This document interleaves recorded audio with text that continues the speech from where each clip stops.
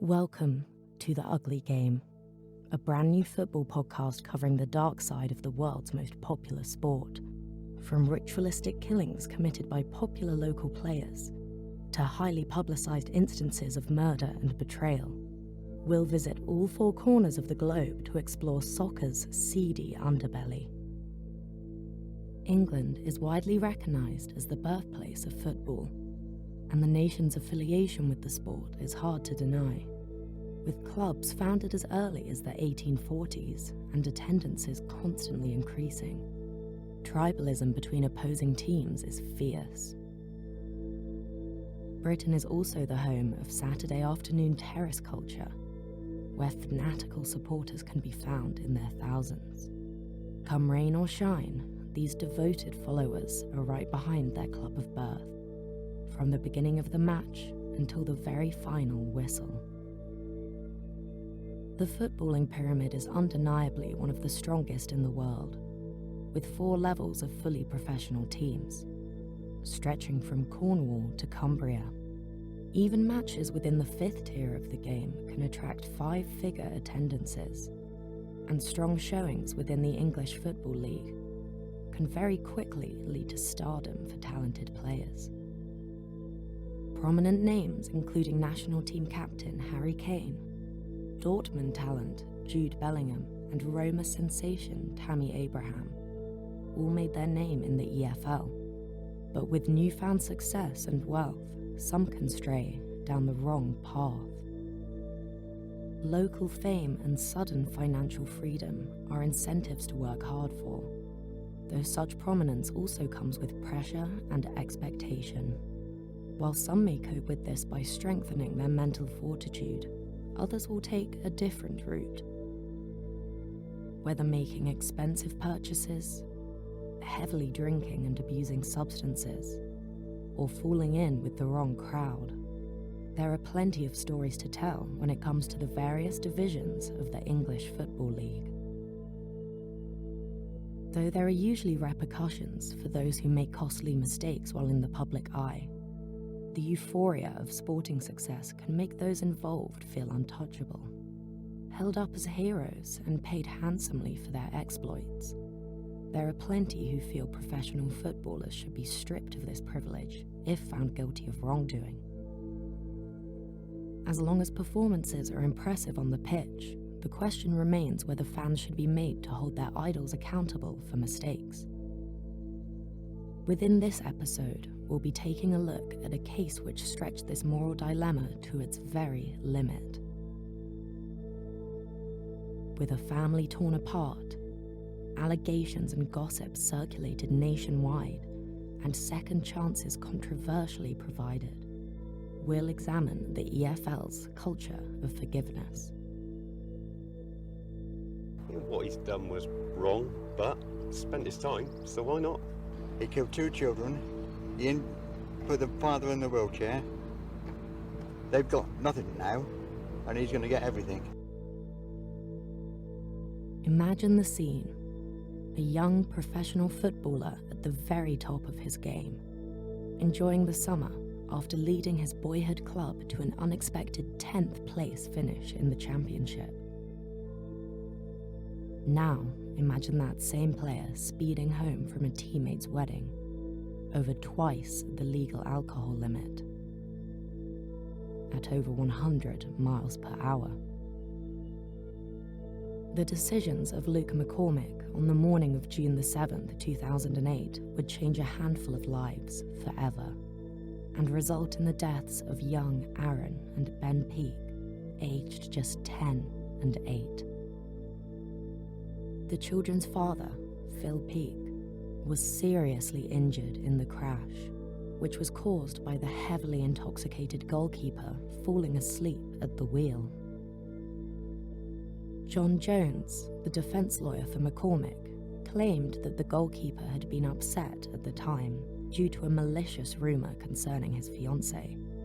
But the 24-year-old was eventually sentenced to 7 years and 4 months imprisonment. Prior to the horrific events of that early morning on the motorway, the footballer was considered a star in the making, with around 150 EFL appearances to his name. Still young for his position, a future in the Premier League wasn't out of the question. As a former England youth player with impressive maturity on the pitch, McCormick was making history for his boyhood side, setting a new club record of 7 clean sheets in a row during the 2004 season. During the summer break, he had decided to attend the wedding of former teammate David Norris, which was taking place in Bolton. Making his way to the event in a large black Range Rover, McCormick paid no mind to his journey back home the next day, anticipating a night of heavy drinking and celebrations. Court testimonies revealed that McCormick had drunk beer and sambuca during the night and had only slept for 2 hours, as something was on his mind. Social media posts the previous evening had suggested his girlfriend was cheating on him. Therefore, the keeper decided before the break of dawn that he would drive back to Coventry and confront her. Before getting into his vehicle, other wedding attendees suggested he would be foolish to drive home in an angry and intoxicated state, though he ignored the pleas of his friends. Meanwhile, Phil Peake and his 2 sons had woken up early and were excited to attend a track day at Silverstone Racecourse. Travelling from their home in Greater Manchester, the 2 vehicles would encounter each other just before 6 a.m. With McCormick fatigued and veering dangerously, the imposing Range Rover vehicle suddenly came into the view of the father's rear mirror only when it was too late. Ambulance service, what's the address of the emergency? There's a Range Rover going into back of a car and knocked it off the road. And the car's down the embankment. The car's gone down the embankment? Oh Christ, there's 3 trapped inside the vehicle. Travelling at almost 100 miles per hour, McCormick's eyes were closed and he was slumped forward. The smaller Toyota Previa was hit forcefully from behind by McCormick's speeding car, which sent the vehicle spinning out of control. It would then leave the road and plough down into an embankment. Colliding with a crowded assortment of trees, the impact left the front of the family car crushed and dismantled, with the aftermath of the incident leaving the vehicle as a mere wreckage. Thrown forward with force, the 2 schoolboys, Aaron and Ben, died immediately, while their father, Phil, was recovered from the wreckage by emergency workers and left with life-altering spinal injuries. The other passengers, a 49-year-old man and his 2 young sons, miraculously only suffered minor scrapes. Remaining near the scene but appearing dazed and confused, McCormick was inconsolable, repeatedly apologizing to members of the public and response workers. The police soon arrived to piece together what had happened. Breathalyzed at the scene, McCormick was found to be more than 2 times over the drink-drive limit, with 74 micrograms of alcohol in 100 milliliters of breath. Without a struggle, the disgraced player was taken to a local police station, where he was subjected to questioning. Admitting his error of judgment and never attempting to justify himself, every moment of this was captured on camera, documented on the popular episodic TV show Police Camera Action. McCormick was unaware of the extent of his crimes until he overheard an arresting officer discussing the road traffic death. At this point, the seriousness of the situation began to sink in.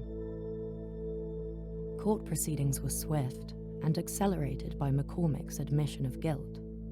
Jailed for 7 years and 4 months, the appointed judge told the keeper that he had prioritized his own perceived needs over the safety of other road users.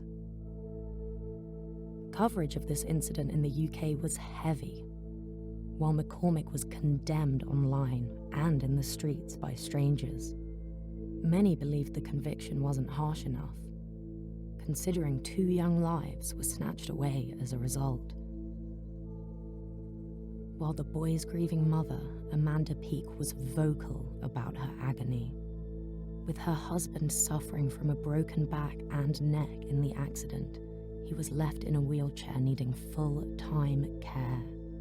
This left Amanda to become his carer, all while mourning the loss of her much-loved children. Speaking following the conviction, Amanda told the courts via an impact statement, "My sons will never experience the things Luke has had. Phil will carry the scars of the incident for life, and we will both carry the emotional scars forever." Soon after the jail sentence was announced, the man whose wedding McCormick had been attending caused further controversy. Playing for Ipswich Town following a summer of ups and downs, David Norris made the baffling decision to perform a handcuff-style goal celebration, which some perceived to be a show of support for his old teammate who had just been jailed. Norris made the gesture in front of a crowd of 8,000, and the footage of his celebration would soon reach the headlines. Grieving mother Amanda called on his club to ban the midfielder, though Norris denied he was making a handcuff sign. Eventually, deciding to pay his dues and face up to his error of judgment, he decided to meet with Amanda and apologize. With McCormick all but forgotten about, eyebrows were raised once again in June of 2012, when McCormick was unexpectedly released from prison due in part to good behavior. Serving around half of his sentence, he was immediately taken on trial by established EFL club Swindon Town, though this was not without considerable uproar. Amanda Peake told a prominent national newspaper that Swindon's decision was like a kick in the stomach. And although Swindon might be a family club, they are hiring a man who has torn a family apart. With pressure mounting, the side opted not to offer him a deal. Not long after this rejection, the shot stopper was handed a lifeline by non-league club Truro City. Mistake is Marcus, and McCormick with a big save. Well, this is a magnificent save because I'm sure there's a possible deflection on this, and the keeper is moving to his left and has to readjust very, very quickly to get a right hand on this. Truro faced plenty of backlash for offering the 28-year-old a route back into the professional game, with the overriding public opinion that clubs should shun the disgraced player. Nonetheless, he was impressive enough to secure a return to league football with Oxford United the following year, which was divisive to say the least.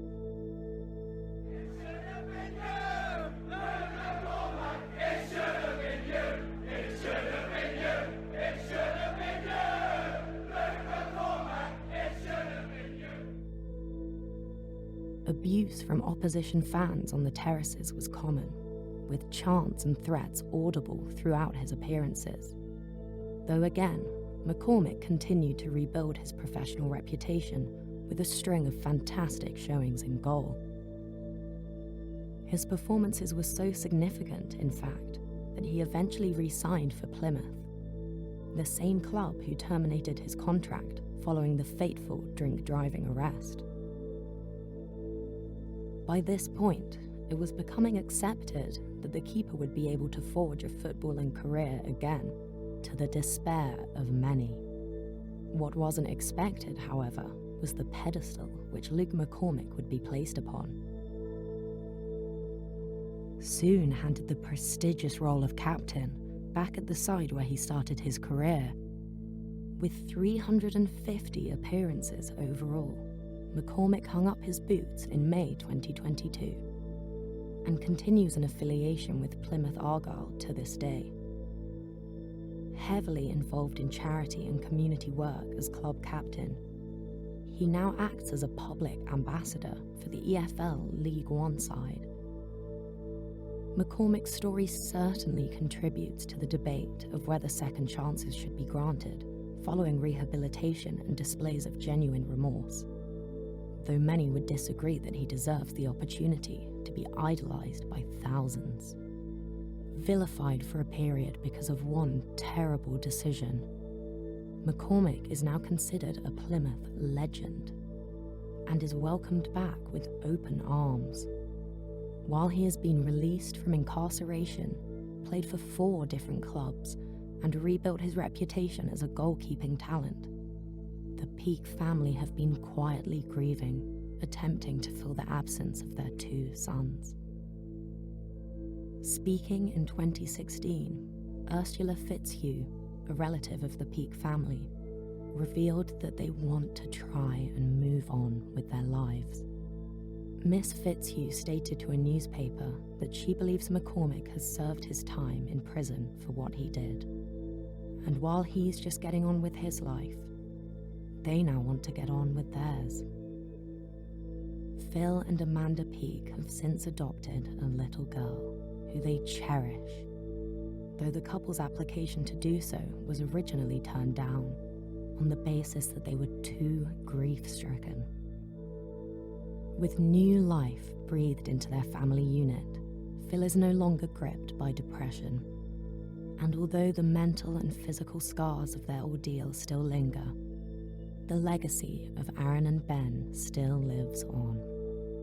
Recently becoming the faces of a campaign warning against drink and drug driving, a beaming school photograph of the cheerful boys has been placed in bars, pubs, and clubs as a stark reminder not to ingest alcohol and take to the roads.